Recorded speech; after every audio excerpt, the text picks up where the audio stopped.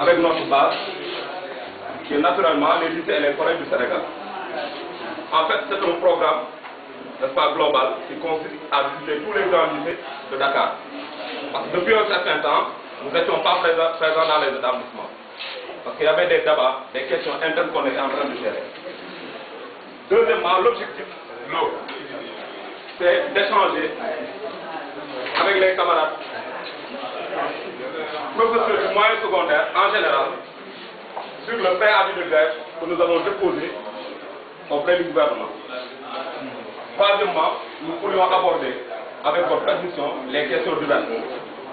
Toute question, toute préoccupation des collègues, eh bien, peut être abordée dans ce cadre-là. Donc, avec votre permission, nous pourrions proposer un autre jour.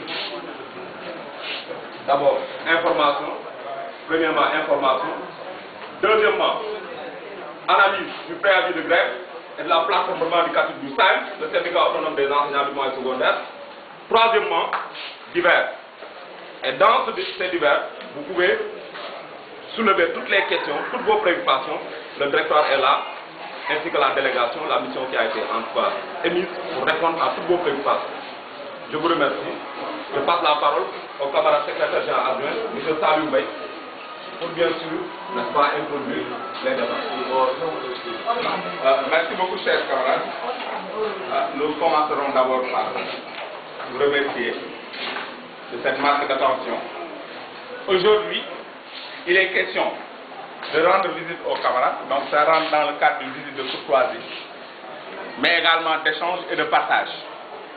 Aujourd'hui, le CAER est en train de dérouler un préavis de grève. Un préavis de grève que nous avons déjà déposé auprès des autorités de la République.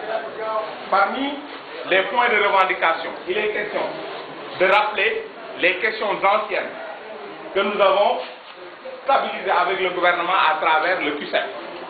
Parce que le SAEM est une partie intégrante du QCEP. Donc, si on rencontre la partie gouvernementale, cela va de soi que nous discuterons des questions liées à la promotion généralement des professeurs du moyen secondaire. Parmi ces questions anciennes, je rappelle tout simplement que les questions essentielles tournent autour de la formation diplômante décentralisée. Je pense que des pas géants ont été franchis à ce niveau-là, mais il reste beaucoup à faire. Et pour nous, la question de la formation reste la question centrale pour les collègues du moyen secondaire, d'autant plus que l'écrasante majorité de nos camarades, qui sont souvent appelés corps émergents, sont dans cette situation-là.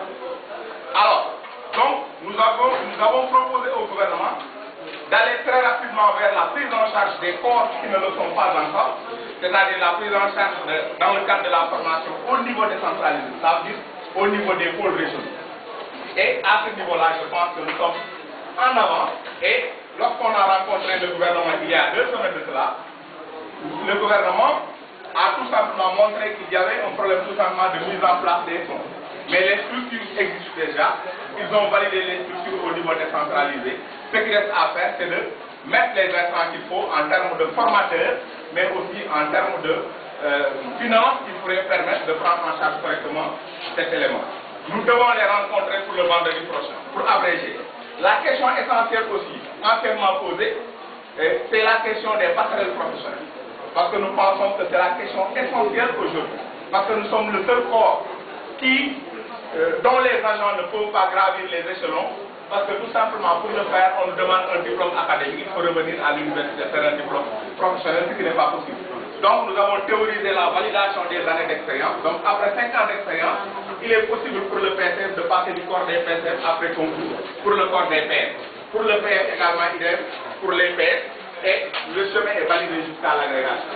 Donc, nous sommes en train de nous battre pour la matérialisation de ces passerelles professionnelles-là. Pour nous, ça règle ce que je dis souvent, c'est d'en faire d'une pierre plusieurs coups.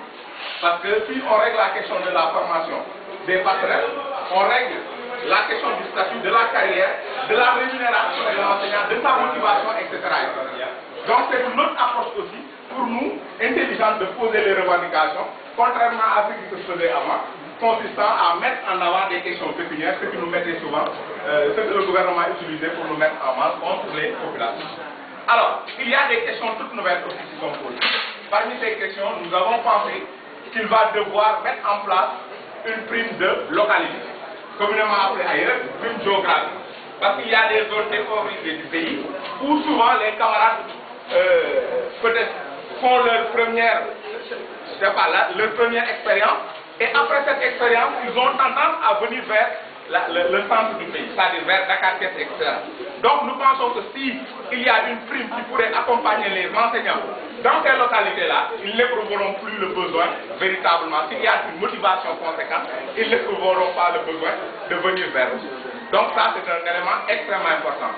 L'âge de la retraite à 65 ans, nous l'avons posé, avec 5 ans en optionnel. Donc ça veut dire que les gens qui voudraient bien aller jusqu'à 65 ans peuvent le faire.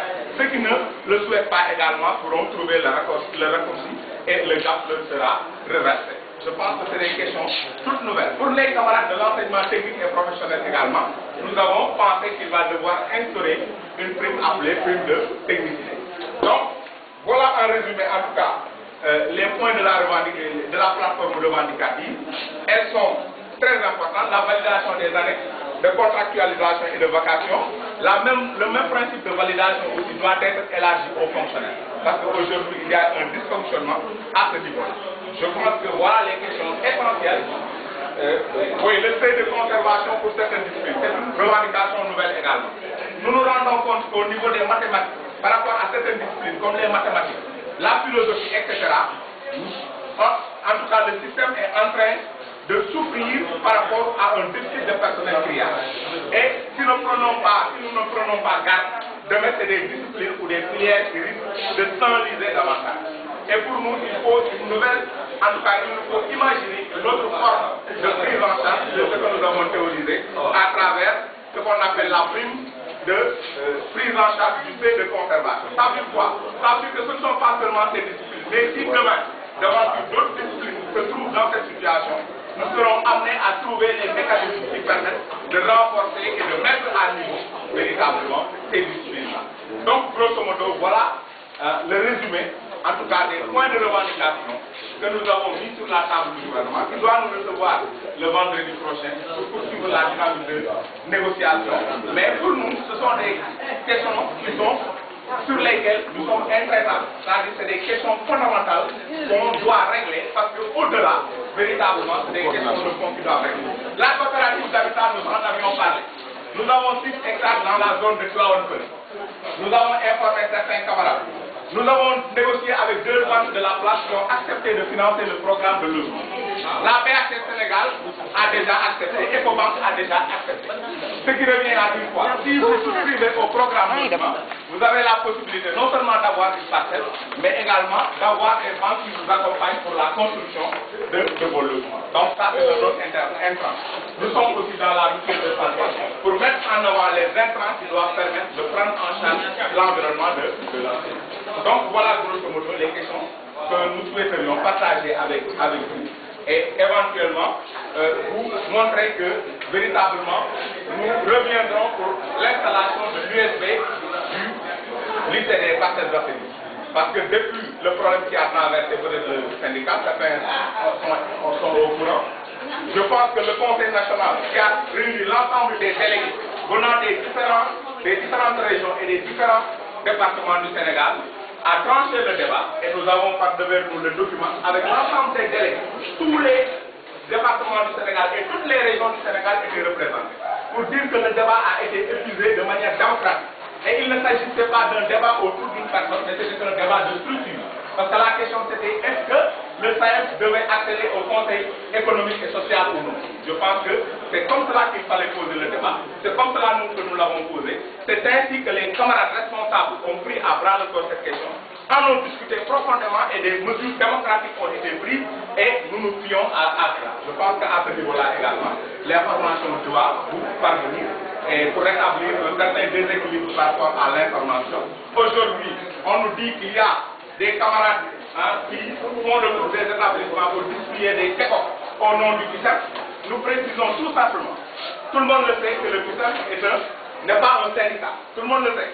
Le CUSEMS est un cadre qui a toujours réuni des syndicats de l'enseignement du moyen secondaire. Au début même, il y avait l'US et le DIPROM. Nous avons des documents